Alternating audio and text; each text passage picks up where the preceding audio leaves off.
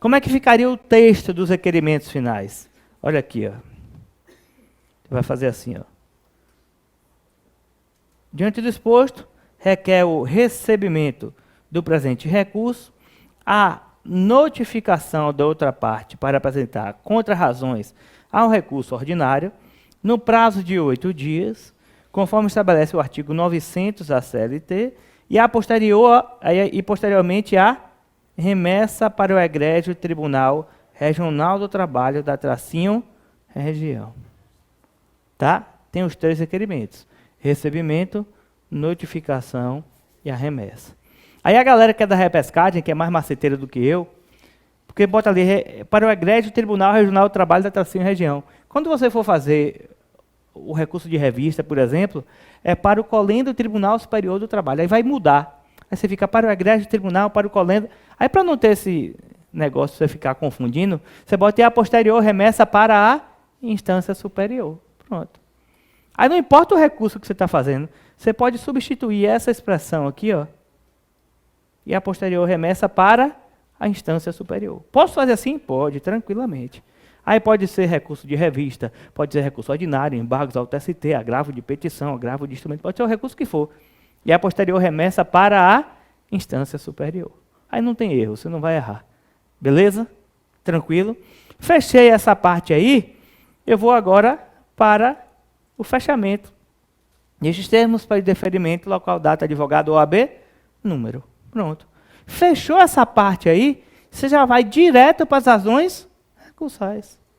Pula uma linha, Diego? Nenhuma linha. Nestes termos, para deferimento, local, data, advogado, OAB, número, na linha de baixo, já começa com as razões recursais. Lembre-se que RO é grande, uma linha pode fazer falta lá embaixo. Então, depois que você terminou o fechamento da folha de rosto, na linha de baixo da emenda as razões recursais. E aí, obviamente, vai fazer o endereçamento das razões recursais. O endereçamento das razões recursais vale ponto, geralmente vale 1/10 para cada endereçamento, o de cima e o de baixo. Tá? Então, você tem que saber fazer o endereçamento certo. Se o endereçamento de cima é para o juízo OCO, o endereçamento de baixo é para o juízo adquem. O juízo adquem é sempre o órgão julgador. Se o órgão julgador for o TRT, ou seja, se for na hipótese do inciso 1º, como é que eu coloco? Egrégio Tribunal Regional do Trabalho da Região. Enderecei para o juízo adquem, que nesse exemplo nosso seria o Tribunal Regional do Trabalho. Mas se o órgão julgador for o TST, ou seja, se eu estiver interpondo um RO na hipótese do inciso 2º do artigo 895, eu simplesmente boto colendo o Tribunal Superior do Trabalho. Ok? Beleza? Tranquilo? Vai variar, obviamente, assim como o endereçamento de cima varia, o de baixo varia também, a depender de quem é o juízo adquem. Ok? Beleza? Todas as vezes que caiu até hoje, foi na hipótese do inciso 1º, mas pode ser que caia na hipótese do inciso 2º. Tá? Vamos lá. Aí, você vem para as preliminares do RO. Tá? Diego, eu tenho dificuldade para poder pegar esse negócio dessa preliminar do RO? Não. Você não vai ter dificuldade. Porque, mais uma vez, Diego Maceteiro vai dar um macete para você não passar aperto na prova. Preste atenção. Quais são as preliminares? Perceba que eu não sou só maceteiro. Eu explico para você entender e no final eu dou o macete. Quais são as preliminares que eu vou argumentar no meu RO? 2 tipos. As preliminares nas quais o juiz... as preliminares das quais eu argumentei na contestação e as preliminares que são decorrentes de erros de procedimento. As preliminares que eu já argumentei na contestação são aquelas que você já viu do artigo 337 do CPC. Ok? Aquelas que são erros de procedimento são decorrentes de decisões interlocutórias proferidas no curso do processo, que, em regra, são irrecorríveis de imediato. Eu teria que constar o meu protesto. Tá? Presta atenção. Em relação às preliminares da contestação, que são aquelas que eu argumentei na contestação, aquelas do 337, em regra, eu não posso argumentar elas pela primeira vez no RO, salvo aquelas que são matérias de ordem pública, que são aquelas que você pode argumentar a qualquer tempo e grau de jurisdição. Então, o que é que o enunciado vai trazer? O enunciado provavelmente vai trazer para mim que foi arguída uma preliminar na contestação e ela foi rejeitada pelo juiz. Se o enunciado trouxe essa informação de que foi arguída essa preliminar na contestação e que foi rejeitada pelo juiz na sentença, o que é que o enunciado quer? Quer que você repita essa preliminar no recurso ordinário. O enunciado ele vai dar uma colher de chá nesse ponto. Tá? Agora, pode ser que ele traga uma matéria de ordem pública que eu tenha que arguir pela primeira vez? Pode. Mas, em regra, o enunciado diz que a contestação foi argumentada na contestação uma preliminar X, que foi rejeitada pelo juiz. Aí você vai renovar essa preliminar. Se foi arguída como preliminar na defesa, eu vou arguir novamente como preliminar do RO. Deu para entender? Essas são as preliminares argumentadas já na defesa. Tá? Pode acontecer, inclusive, que a contestação traga uma preliminar diferente daquelas do 337, como já caiu uma vez em prova, falando de uma preliminar de quitação. Como assim preliminar de quitação? Foi argumentado o enunciado do 19º exame, que foi um RO. Disse que foi argumentada uma preliminar na contestação pela reclamada, dizendo que o reclamante firmou um termo perante a comissão de conciliação prévia com a reclamada. E aí, assinou o termo, deu quitação e entrou com a ação trabalhista. Ele poderia entrar com a ação trabalhista? Não, só poderia se tivessem parcelas expressamente ressalvadas no termo. Se tivesse alguma parcela que expressamente estivesse dizendo no termo que aquelas parcelas não faziam parte do termo. Se não tinha parcelas ressalvadas, o processo não poderia ser ajuizado, então deveria ser extinto sem resolução do mérito. Aí foi dito que foi argumentada essa preliminar de quitação na contestação e o juiz rejeitou a preliminar na sentença. Aí muito aluno fica com aquela, mas essa preliminar não está no 337, mas é uma preliminar de quitação, para extinguir o processo sem resolução do mérito. Então, qual é o macete para esse primeiro ponto? Não importa qual a preliminar o enunciado diga que foi dita na contestação e foi rejeitada. Se foi dito que teve uma preliminar que foi rejeitada, o que é que você vai fazer? Vai repetir essa preliminar no RO. Não importa o conteúdo da preliminar, não importa a matéria trazida na preliminar. Se foi dita uma preliminar na contestação que foi rejeitada, você vai repetir essa preliminar no RO. Estando ela no 337 ou não. Beleza? Tranquilo? Então, se foi dita uma preliminar lá, você repete a preliminar aqui. Tranquilo? Estamos certos disso? Ajustados em relação a isso? Vamos agora para o segundo tipo de preliminar. No segundo tipo de preliminar são aquelas que são erros de procedimento. Uma vez, tem na sua apostila, inclusive, 2 exemplos que eu coloquei. Uma vez eu falei de um dos exemplos, fala de uma testemunha que não foi ouvida, que o juiz disse que não ia ouvir, e outra da prova pericial que a parte pediu para ser produzida e o juiz negou.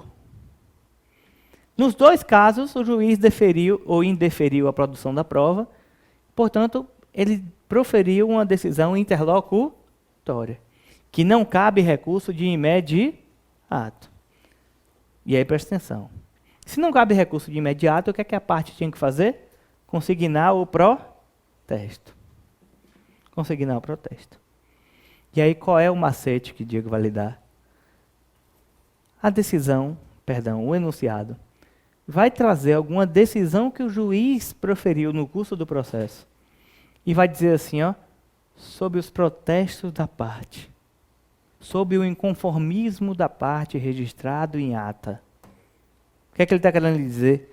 Criatura, presta atenção, eu tenho aqui um erro de procedimento. Porque a parte queria recorrer, mas não pode, porque a lei não permite. Então a parte tem que conseguir dar um protesto. Se disser que houve um protesto, é porque tem uma preliminar de erro de procedimento. Deu para entender? Então o enunciado ele entrega para você as coisas. Ele entrega.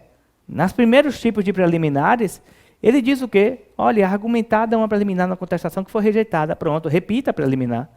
No segundo tipo, ele vai dizer que foi uma decisão interlocutória que o juiz indeferiu um pedido da parte ou coisa do tipo, e a parte consignou o protesto. Quando disser assim, sob protesto da parte, ou expressão similar, já grife aí e bote preliminar de erro de procedimento. Ok? Beleza? Tranquilo até aí? Eu falei para você que na sua apostila tem 2 exemplos, um de prova testemunhal e de prova pericial, e que caiu uma vez os 2 exemplos em prova. Aí você deve estar se perguntando, Diego, você botou esses 2 exemplos na apostila depois que caiu na prova, né? Não, foi o contrário. Já tinha na apostila e caiu exatamente os 2 exemplos em prova no mesmo exame. Aí qual a conclusão que eu tive?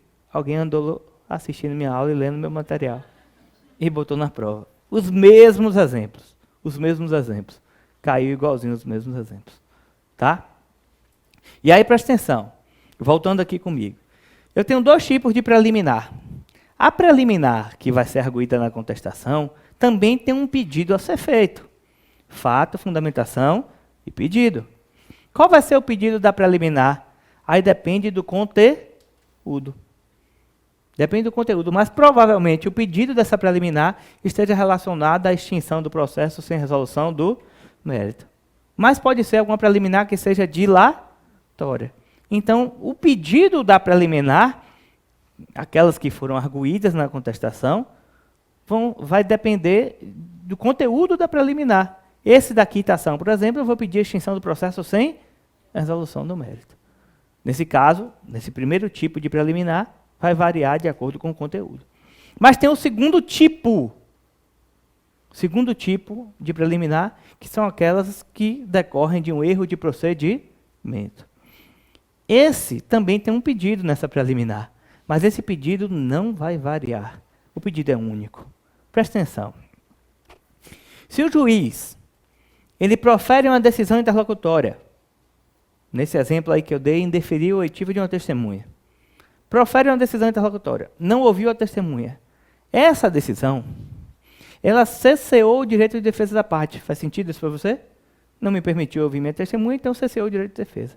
Então essa decisão ela é nula. Se essa decisão ela é nula, o que é que acontece com todos os atos que foram praticados posteriormente?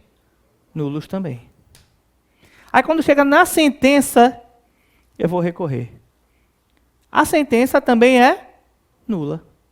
Aí o que é que eu vou pedir para o tribunal? Declare a nulidade da sentença. Mas se eu declarar só a nulidade da sentença, resolve o meu problema? Não. Eu tenho que pegar e voltar para lá onde foi que o juiz errou, para poder corrigir o erro. Faz sentido isso para você? Declarar só a nulidade da sentença resolve o meu problema? Não, porque o erro foi cometido lá atrás. Então eu vou pedir para declarar a nulidade da sentença, para tirar essa barreira aí, e retornar os autos ao juízo racor. Para quê?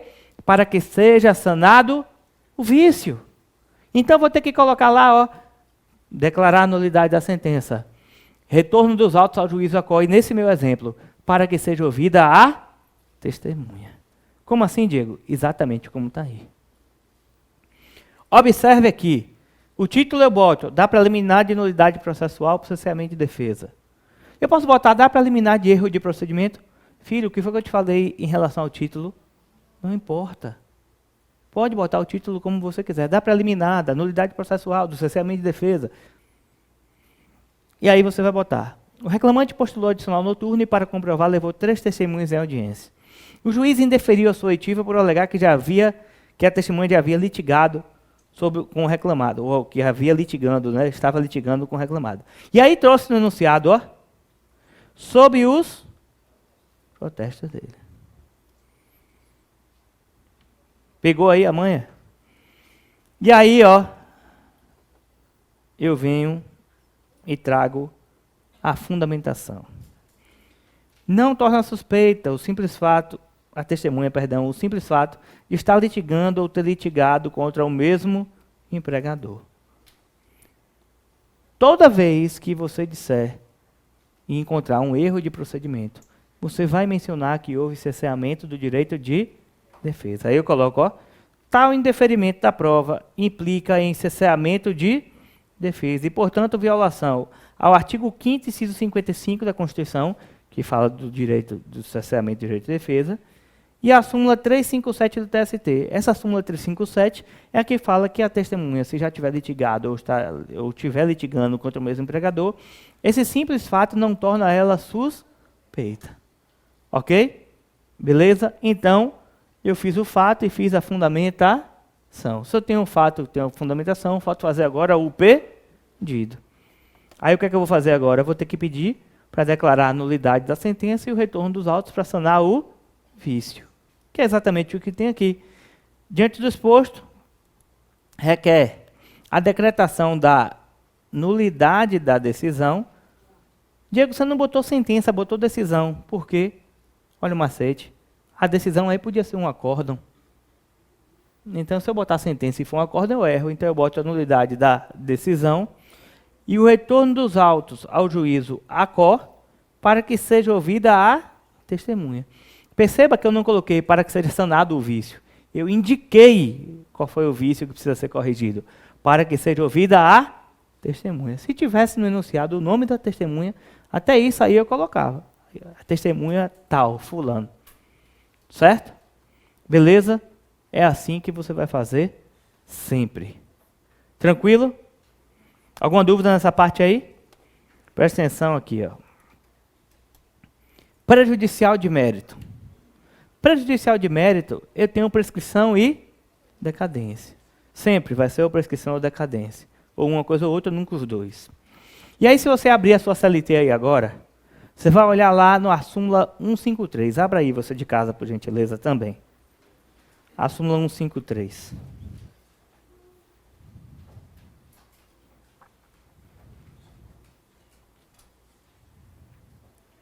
E aí você vai ver como ele tem um negócio, uma redação meio estranha, que ele fala assim, ó, não se conhece da prescrição não arguída nas instâncias ordinárias. Primeira coisa, quando ele fala não se conhece da prescrição não arguída, ele está querendo dizer o quê? Só se conhece da prescrição que for arguída na instância ordinária. Então, o que ele quer dizer é isso. A redação não podia ser diferente, não podia botar só se conhece a prescrição arguída até as instâncias ordinárias, não é isso? Instância ordinária é o quê? Vara do Trabalho e TRT. Instância extraordinária, TST e STF. Então, o que é que ele está querendo me dizer? Que eu posso arguir a prescrição pela primeira vez no processo até o recurso ordinário. Eu posso. Posso porque eu posso arguir pela primeira vez até as instâncias ordinárias. Instância ordinária é Vara do Trabalho e TRT. Instância extraordinária é o STF e o TST. Ok? Então, se eu não arguir a prescrição na contestação, eu posso arguir a minha prescrição em razões finais na audiência. Eu posso arguir do meu RO, que não tem problema nenhum. Diga, meu querido.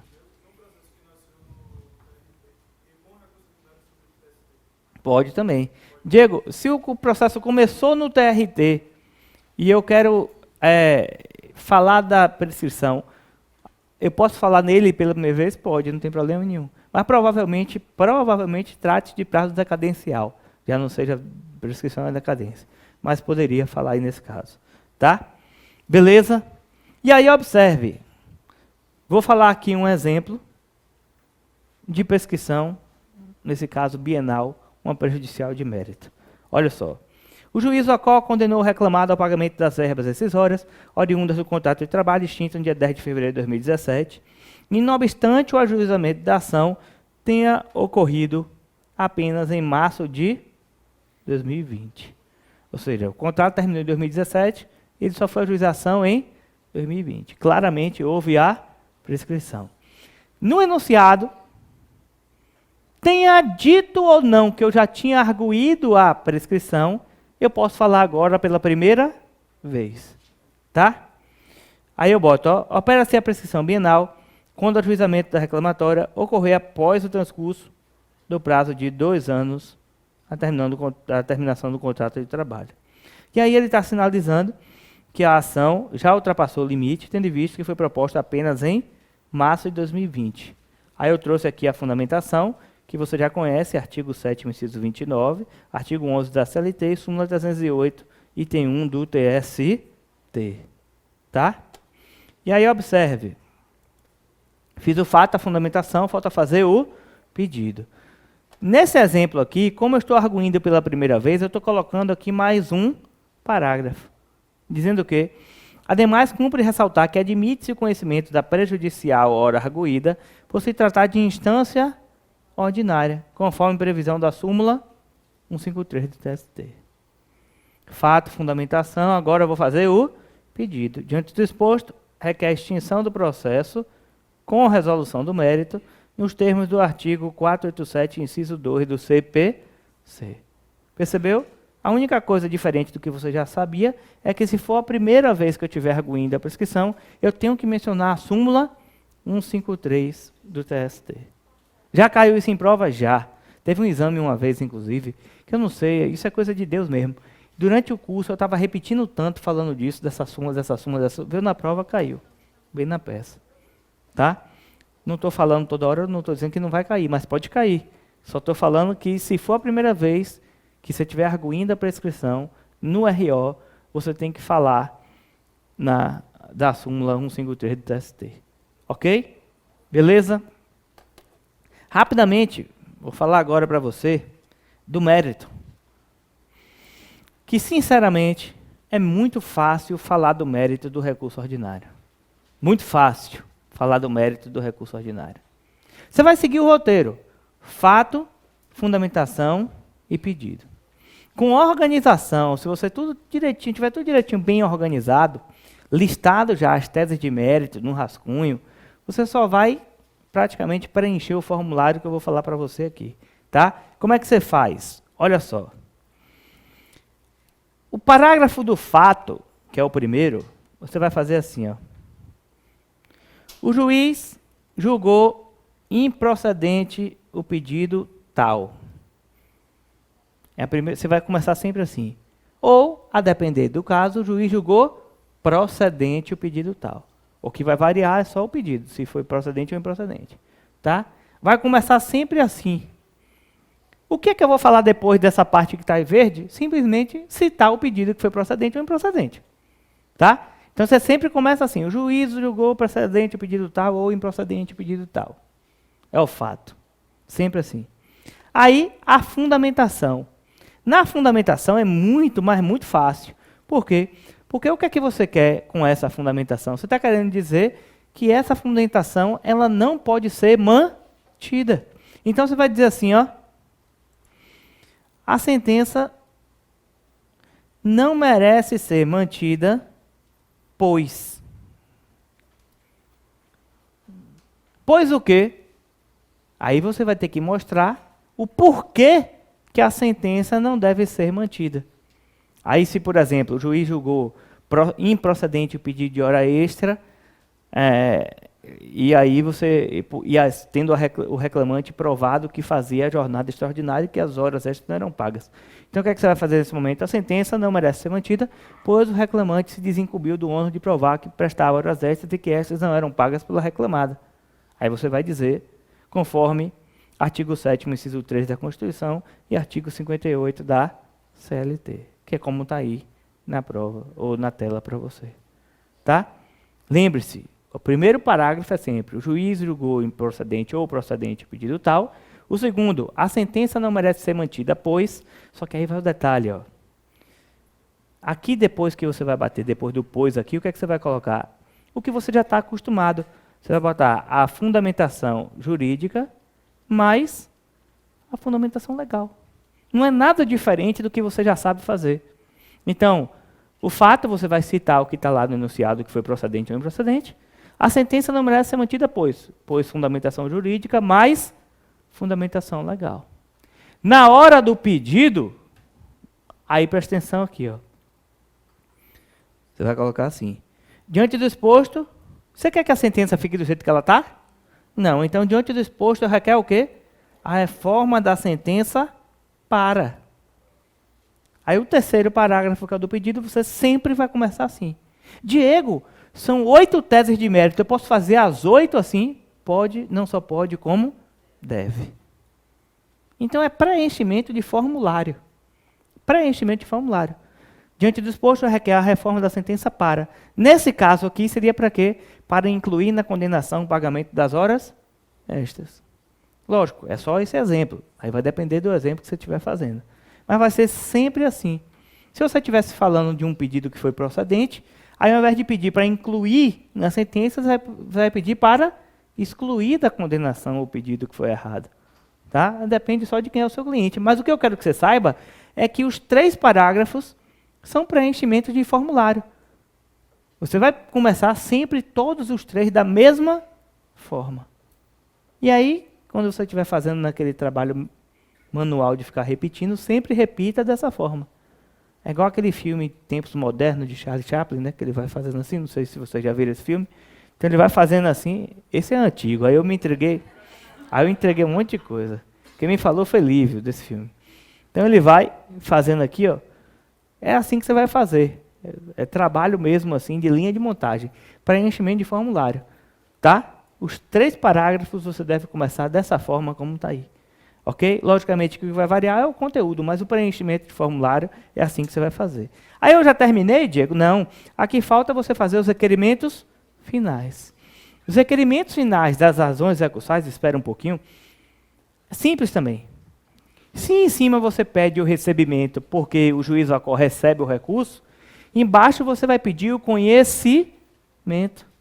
Você vai pedir o conhecimento do seu recurso. Tá? E aí presta atenção.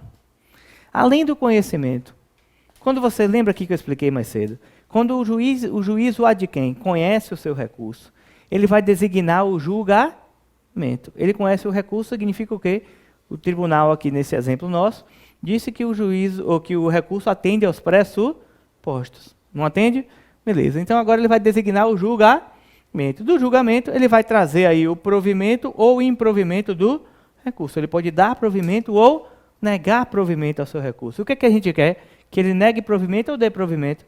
Dê provimento. Então eu vou pedir o conhecimento do recurso e para que seja dado provimento. Só que preste atenção.